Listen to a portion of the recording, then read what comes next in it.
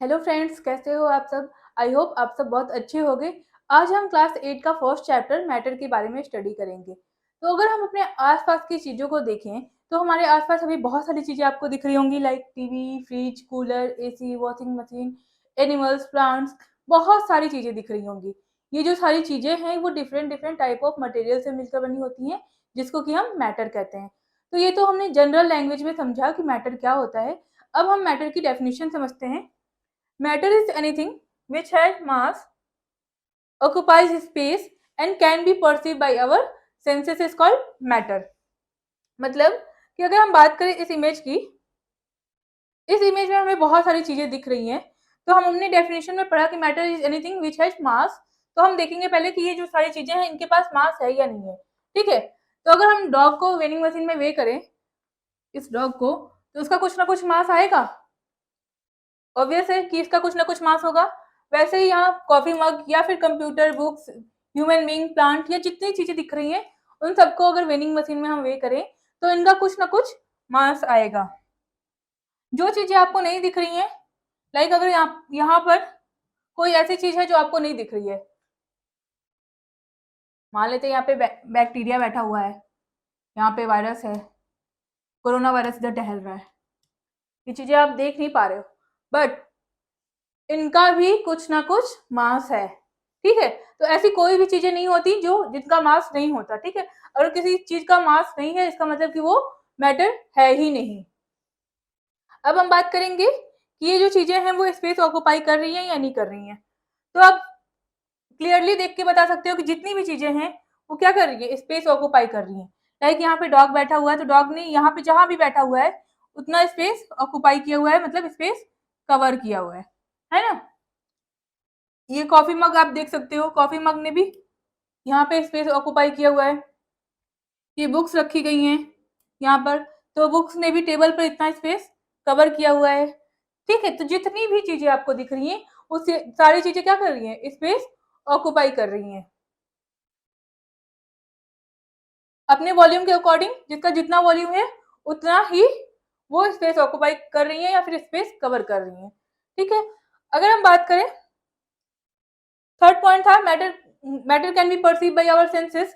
तो हमारे 5 सेंसेस होते हैं, उन पांचों सेंसेस के थ्रू हम इन सारी चीजों को परसीव कर सकते हैं या फील कर सकते हैं। लाइक हम अपने विजन के थ्रू हम बता सकते हैं कि यहाँ पे पर्सन है, ये कंप्यूटर है, ये बुक्स है, ये डेस्क है। ठीक है, विजन का यूज करके हमने बताया।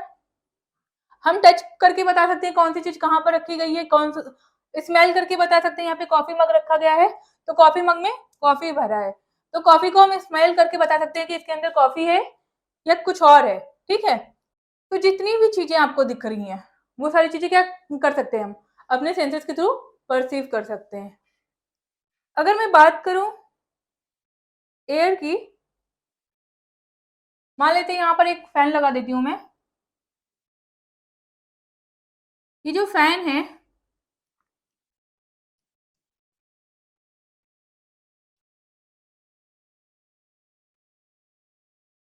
इसको मान लेते हैं किसी ने ऑन कर दिया, तो इस बंदे को ठंडक महसूस होगी। क्यों? क्योंकि इस तक एयर पहुंचने लग गया। ठीक है, जब इसको एयर पहुंच रहा है तो इसको थोड़ी सी ठंडक महसूस हो रही है, ठंडक महसूस हो रही है, बट ये जो एयर है उसको देख नहीं पा रहा है, बट क्या कर ले रहा है, परसीव कर रहा है, फील कर रहा है। ठीक है, तो क्या एयर जो होगा वो मैटर है या होगा या नहीं होगा? एयर जो है वो मैटर है या नहीं है? इसको हम लोग कैसे वेरीफाई करेंगे? यहाँ पर हमने देखा एयर को परसीव तो कर रहा है, बट इसका मास है या नहीं है, या फिर इसको हम कैसे प्रूफ करेंगे कि ये स्पेस ऑक्यूपाई कर रहा है या नहीं कर रहा है? तो इसके लिए हम एक दूसरा एग्जांपल समझते हैं।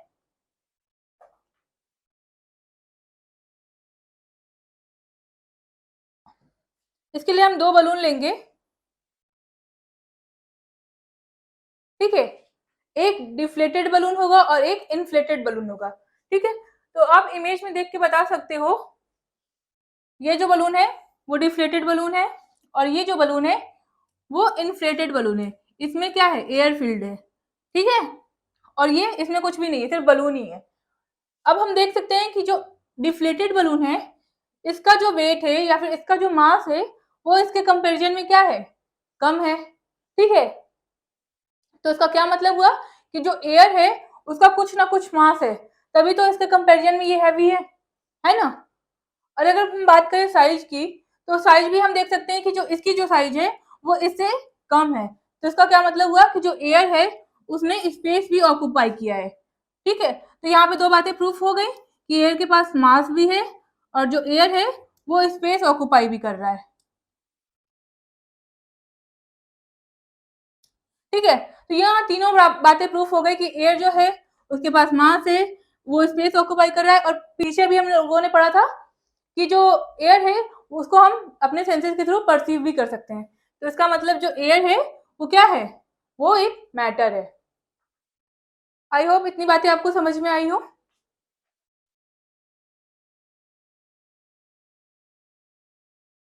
अब हम बात करेंगे जो मैटर है वो बना कैसे है, किन किन चीजों से मिलकर मैटर बना है। तो डिफरेंट डिफरेंट फिलोसफर थे, उन्होंने अपने अपने डिफरेंट डिफरेंट थॉट्स रखे। ठीक है, तो उनमें कुछ जो फिलोसफर थे, जो ग्रीक फिलोसफर थे, उनका मानना था जो मैटर है वो चार चीजों से मिलकर बना है: air, fire, earth and water. ऐसा ग्रीक फिलोसफर का मानना था कि जो मैटर है वो इन चार चीजों से मिलकर बना है। ठीक है, लेकिन जो इंडियन फिलोसफर थे उनका मानना था कि जो मैटर है वो पंच तत्वों से मिलकर बना है। कौन कौन से तत्व? Air, fire, earth, water and sky. एक चीज उन्होंने ये भी ऐड कर दी। ठीक है, तो ये पंच तत्व हो गए। देन इनके बाद एक बहुत ही फेमस फिलोसफर थे महर्षि कर्णाद। उनका मानना था जो मैटर है वो बहुत छोटे छोटे पार्टिकल्स, जिसको हम टिनी पार्टिकल्स बोल सकते हैं, उनसे मिलकर बना है।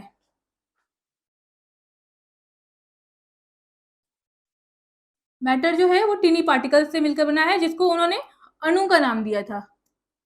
ठीक है, देन उन्होंने ये भी बताया कि जो अणु है वो भी बहुत छोटे छोटे पार्टिकल से मिलकर बने हैं, जिसको उन्होंने परमाणु का नाम दिया था।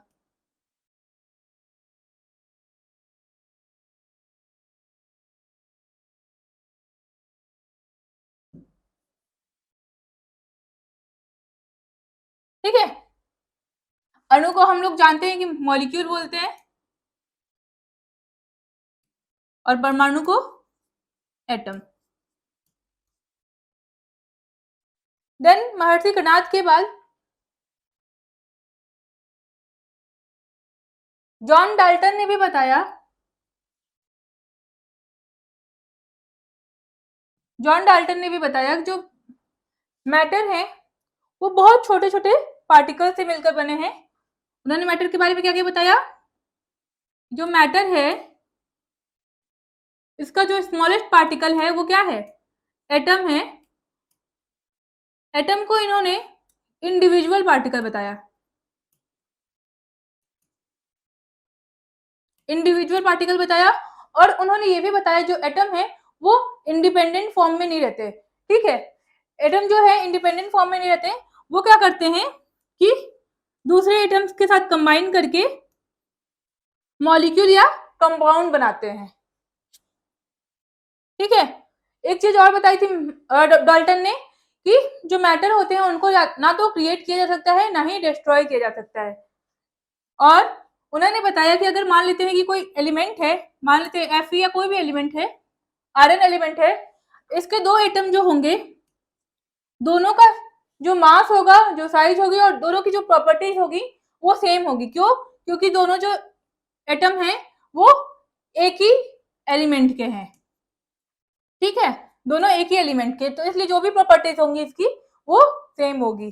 अगर हम मान लेते हैं कि आयरन एटम है और एक ऑक्सीजन एटम है, तो इन दोनों के जब एटम कंबाइन करेंगे तो क्या होगा? जो Fe का जो प्रॉपर्टीज होगा, जो मास होगा या जो साइज होगी, वो ऑक्सीजन एटम से डिफरेंट होगी। ठीक है, क्योंकि दोनों अलग अलग एलिमेंट के एटम है। तो इस तरह से इन्होंने, जॉन डाल्टन ने ये सब बातें बताई। जॉन डाल्टन का मानना था कि जो पार्टिकल्स होते हैं, किसी भी मैटर के जो पार्टिकल्स होते हैं वो बहुत ज्यादा अमाउंट में होते हैं। लाइक अगर हम बात करें वन ड्रॉप ऑफ वाटर की, ये छोटा सा वन ड्रॉप ऑफ वाटर है, ठीक है, तो इसमें जो मैटर के जो पार्टिकल्स होंगे वो बहुत लार्ज अमाउंट में होंगे। ऐसा माना जाता है कि जो वाटर का वन ड्रॉप होता है उसमें 10⁻21 पार्टिकल्स होते हैं, ठीक है। तो इस तरह से जॉन डाल्टन ने, महर्षि कर्णाद ने और भी अलग अलग के फिलोसफर्स ने मैटर एटम के बारे में बताया। तो इस प्रकार से जॉन डाल्टन ने, महर्षि कर्णाद ने और भी फिलोसफर ने अलग अलग चीजें एटम्स के बारे में बताई। तो आज की क्लास में हम सिर्फ इतना ही पढ़ेंगे।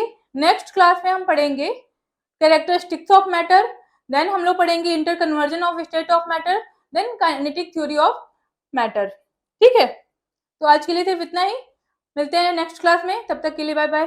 आई होप आज की वीडियो आपको पसंद आई हो। अगर पसंद आई हो तो लाइक करें और सब्सक्राइब करें हमारे यूट्यूब चैनल इब्लिब एजुकेशन को। Thanks for watching.